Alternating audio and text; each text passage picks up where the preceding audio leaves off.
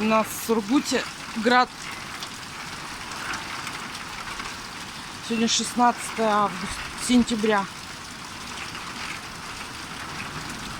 Град.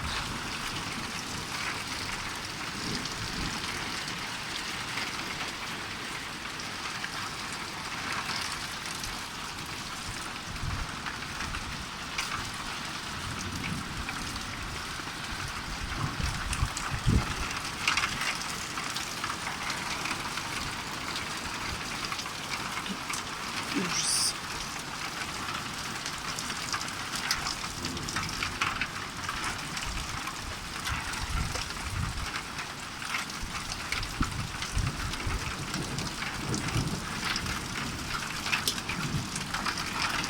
Ленин, муж, сын тоже приехал уже на машине.